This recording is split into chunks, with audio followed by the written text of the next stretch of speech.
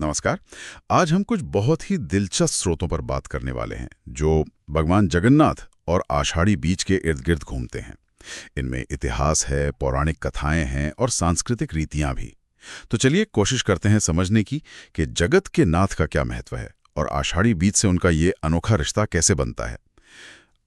शुरुआत शायद भगवान के स्वरूप से ही करनी चाहिए। ये जो गैर मानव रूपी रूप है, कितना अलग है। हाँ बिल्कुल। और जगन्नाथ का मतलब ही है ब्रह्मांड की स्वामी। स्रोत बताते हैं कि ये भगवान कृष्ण यानी विष्णु के ही एक रूप है। इनकी पूजा मुख्य रूप से ओडिशा में और हाँ, गुजरात और पूर्वी भारत के कुछ हिस्सों में भी होती है। और जैसा आपने कहा, ये रूप पारंपरिक मूर्तियों से काफी हटकर है। सही। जैसा कि स्रोत बताते हैं, ओडिशा के पुरी में इनका बहुत भव्य मंदिर है। 4 धामों में से एक गिना जाता है ना। और वहां भगवान जगन्नाथ अकेले नहीं, अपने भाई बलभद्र और बहन सुभद्रा के साथ हैं।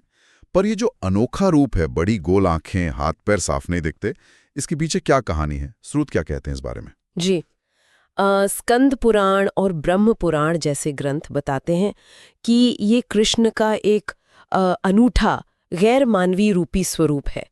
ये बड़ी आंखें उनकी असीम दृष्टि दिखाती हैं और ये जो अधूरे अंग हैं वो उनके निराकार ब्रह्म स्वरूप का प्रतीक माने जाते हैं। एक कहानी है जो स्रोतों में भी मिलती है कि इसे दिव्य शिल्पकार विश्वकर्मा बना रहे थे, लेकिन एक शर्त थी, वो टूट गई तो ये अधूरा रह गया।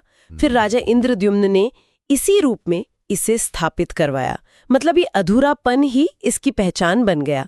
अच्छा, तो ये अधूरापन एक तरह का प्रतीक है, जानबूझकर। और हाँ, पुरी की वो विश्व प्रसिद्ध रथ यात्रा, स्रोत यही कहते हैं कि ये हर साल आषाढ़ महीने में होती है, जून जुलाई के आसपास। इसमें देवताओं को बड़े बड़े रथों पर बैठाकर गुंडीचा मंदिर ले जाते हैं। कहते हैं ये भगवान की अपनी मौसी के घर जाने जैसा है। जी हाँ, बिल्कुल। बहुत बड़ा आयोजन होता है, लाखों लोग आते हैं। और देखिए, दिलचस्प बात यह है कि ये यात्रा आषाढ़ महीने में ही होती है और यही महीना हमें सीधे सीधे एक और महत्वपूर्ण दिन से जोड़ता है जो इसी समय के आसपास आता है, आषाढ़ी बीज। हाँ, आषाढ़ी बीज। स्रोतों में इसका जिक्र है कि ये आषाढ़ महीने के शुक्ल पक्ष के दूसरे दिन आता है। मतलब जब चांद बढ़ रहा होता है, उस पखवाड़े का दूसरा दिन। जून या जुलाई में ही पड़ता है ये भी। गुजरात और महाराष्ट्र में खासकर कच्छी समुदाय और किसानों के लिए इसका बहुत महत्व बताया गया है। ये सिर्फ एक तारीख नहीं है, इसका मतलब कहीं गहरा है। बिल्कुल सही। यहीं पर इसका सांस्कृतिक और कृषि वाला महत्व सामने आता है।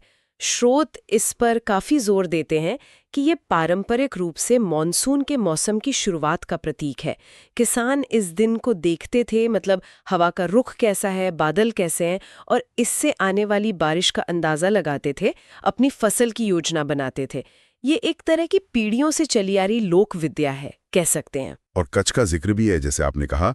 स्रोत बताते हैं कि वहां इसे लोकगीतों के साथ, कुछ पारंपरिक रस्मों रिवाजों और भवाई प्रदर्शनों के साथ मनाते हैं। भवाई वो गुजरात का लोक नाट्य रूप है ना।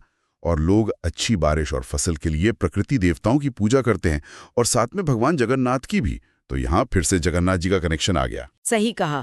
और यही बात और दिलचस्प हो जाती है। जब हम स्रोतों को देखते हैं तो पता चलता है कि जगन्नाथ संस्कृति में रथ यात्रा का समय अक्सर आषाढ़ी बीज के आसपास ही होता है। ये सिर्फ एक संयोग जैसा नहीं लगता, ये दिखाता है कि कैसे एक इतना बड़ा धार्मिक उत्सव खेती बाड़ी के चक्र और मॉनसून से जुड़ी जो लोक परंपराएं हैं उनसे कितनी गहराई से जुड़ा है। एक ऐसा रिश्ता जिसे शायद आज हम शहरों में उतना महसूस नहीं करते। ये तो वाकई सोचने वाली बात है। मतलब एक मुख्य धार्मिक यात्रा का समय तय होना और वो भी किसानों के लिए इतने अहम दिन के साथ मेल खाना। क्या स्रोत इस तरह के कनेक्शन और कहीं भी दिखाते हैं? दिन बाद आती है, उस दिन वारकरी तीर्थ यात्रा अपने चरम पर होती है। ये यात्रा पंढरपुर में भगवान विठोबा के लिए होती है। विठोबा को भी कृष्ण का ही रूप मानते हैं और उनका स्वरूप भी कुछ कुछ भगवान जगन्नाथ जैसा ही है। वो कमर पर हाथ रखे खड़े हैं। तो आप देख सकते हैं कि कैसे आषाढ़ का ये समय अलग अलग इलाकों में कृष्ण या विष्णु के रूपों की भक्ति और बड़ी यात्राओं से जुड़ा हुआ है। तो इन सभी स्रोतों को मिलाकर देखें तो हमने क्या समझा? एक तरफ भगवान जगन्नाथ हैं, कृष्ण का वो अनोखा गैर मानव रूपी स्वरूप जिनकी पुरी की रथ यात्रा दुनिया भर में मशहूर है और आषाढ़ में होती है। दूसरी तरफ है आषाढ़ी बीज, जो खासकर गुजरात और महाराष्ट्र में मानसून की शुरुआत, खेतीबाड़ी के चक्र और लोक मान्यताओं से जुड़ा एक बहुत अहम दिन है। और सबसे बड़ी बात, ये दोनों परंपराएं सिर्फ टाइमिंग के हिसाब से ही नहीं, बल्कि आस्था और संस्कृति के धागों से भी आपस में जुड़ी हुई हैं। बिल्कुल।